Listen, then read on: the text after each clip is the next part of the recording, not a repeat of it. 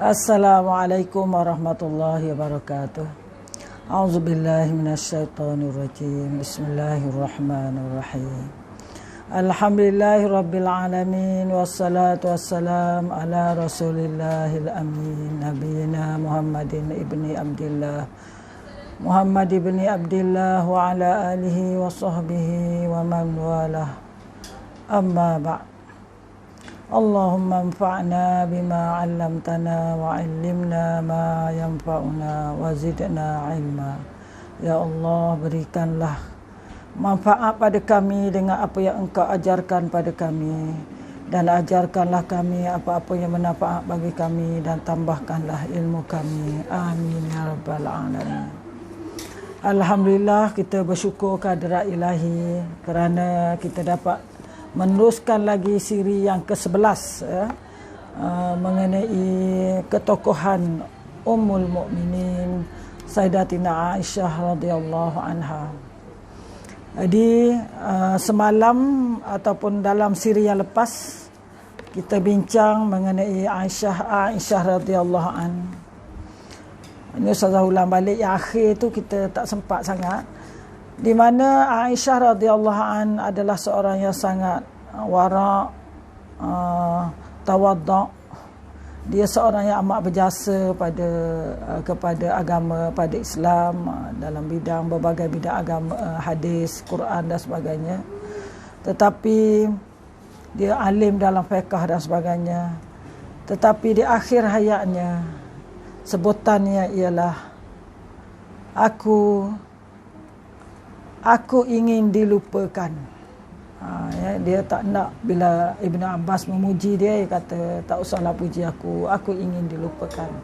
Kata ulama, inilah ucapan puncak tawaduknya Sayyidatina Aisyah radhiyallahu anha. Jadi itu yang patutnya menjadi contoh pada kita. Tidak perlu sanjungan orang, tidak perlu pujian orang. Yang penting ialah keredaan Allah Subhanahu wa taala. Baik, sebelum kita masuk pada keilmuan Sayyidatina Aisyah radhiyallahu an, kita akan lihat dahulu mengenai sedikit lagi yang Ustazah tertinggal, iaitu kita nak tengok lagi ialah mengenai akhlak Sayyidatina Aisyah radhiyallahu an. Kita akan lihat ialah bagaimana ketaatan beliau dalam melaksanakan hukum.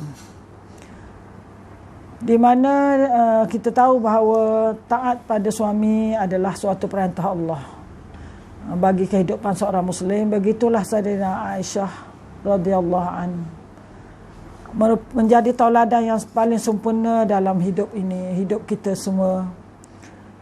Beliau tidak pernah melanggar hukum-hukum yang diajar oleh Rasulullah sallallahu alaihi wasallam sepanjang hidupnya bersama Nabi sallallahu alaihi wasallam selama 9 tahun. Bahkan ketaatan Aisyah radhiyallahu anha mencapai taraf jika terbetik di benaknya sesuatu hal yang bisa membuat Nabi marah, dia langsung meninggalkannya. Sampai tahap itu. Nabi belum marah, nampak wajah Nabi pun dah lain tu pun dia dah tinggal, dia tak akan buat. Aisyah ceritakan bagaimana, ini contohnya. Aisyah radhiyallahu an menceritakan, aku pernah memasang bantal, di dalamnya terdapat lukisan-lukisan. Tak kala Rasulullah sallallahu alaihi wasallam melihatnya, beliau hanya berdiam di depan pintu dan tidak masuk, tak mau masuk. Kulihat ada kebencian di wajahnya, maka aku berkata, wahai Rasulullah, aku bertaubat pada Allah dan Rasul, apa dosaku? Beliau bertanya, ada apa dengan bantal ini? Aku menjawab, aku membeli bantal ini agar anda bisa duduk dan merebahkan diri di atasnya. Kemudian Rasulullah sallallahu alaihi wasallam bersabda, orang-orang yang memiliki lukisan-lukisan ini akan diseksa pada hari kiamat. Kepada mereka dikatakan, hidupkanlah apa yang kalian lukis. Beliau melanjutkan, rumah yang ada lukisan tak akan dimasuki malaikat. Jadi Sayyidatina Aisyah ni beli bantal yang ada lukisan.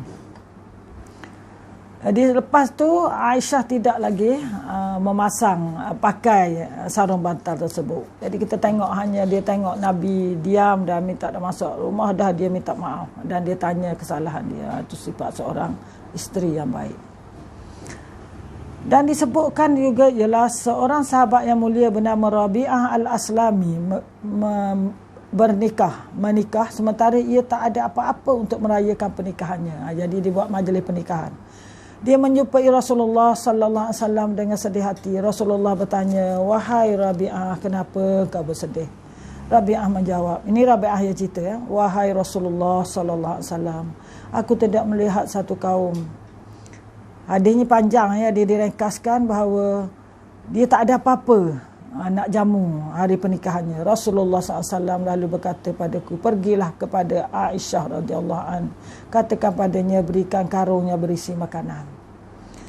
Maka aku pergi ke tempat Aisyah dan menuturkan apa yang diperintah Rasulullah SAW padanya. Aisyah radhiyallahu an berkata, "Karung itu berisi 9 liter gandum. Tidak, demi Allah kami tidak memiliki makanan selain ini. Ambillah." Aku lalu mengambilnya. Di dalam karung tu ada 9 liter gandum. Aisyah kata, "Aku tak ada apa dah yang ni. Ambillah." Itu contoh pemurahnya Aisyah radhiyallahu anha. Habis diberinya. Semalam pun kita dah bincang dalam siri yang lepas. Orang bagi duit habis diberi. Dia dah lupa diri dia sendiri. Ya, begitu pemurahnya. Jadi kita ambillah ciri pemurah ini. Bukan suruh beri habis. Harta dalam bank habis dia agih, tidak. Tapi adalah sedikit kita sedekahkan untuk orang yang perlu. Terutama zaman KPK, zaman orang berkurung ini. Zaman orang susah, ramai orang susah. Jadi kita carilah orang susah. Ya. Begitulah semua ummul mukminin sangat taat, bukan sahaja Aisyah radhiyallahu an, bahkan juga ummul mukminin yang lain, isteri-isteri Rasulullah sallallahu alaihi wasallam, semuanya taat kepada Rasulullah sallallahu alaihi wasallam. Dan lagi kita nak cerita ialah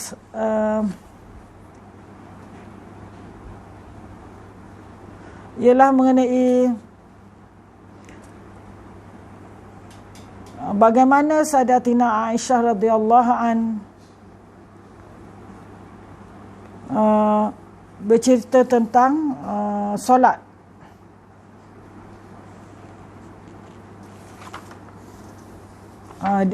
Bukan solat ya. Ni solat, semalam kita dah bincang.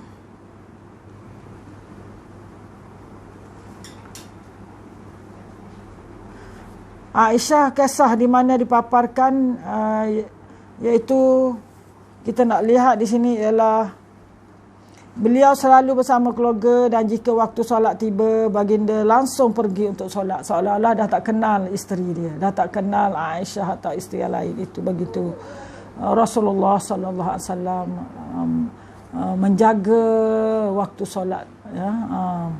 Mengutamakan panggilan Allah daripada yang lain.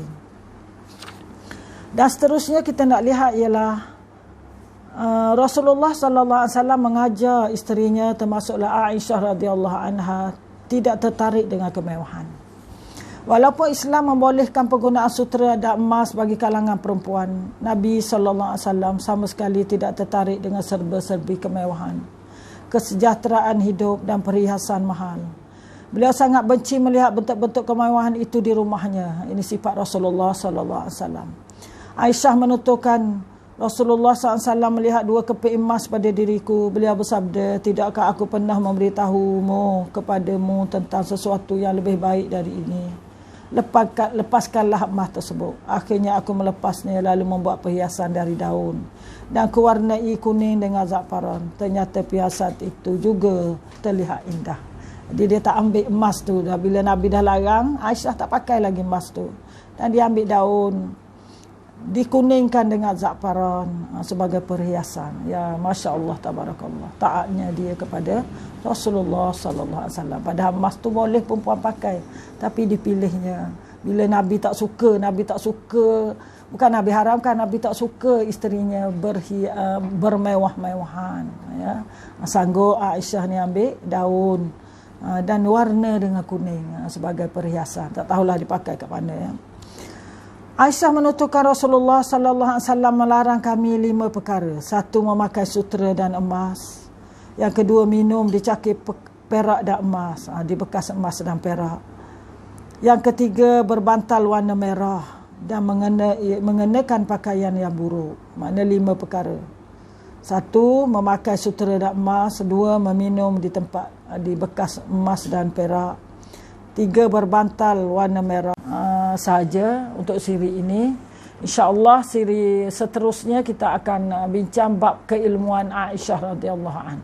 Jadi semoga contoh-contoh kedermawan semua tu, ketaatan pada suami, menghormati jiran, menjadi tauladan pada kita, terutama di bulan Ramadan ini dan sepanjang hidup kita.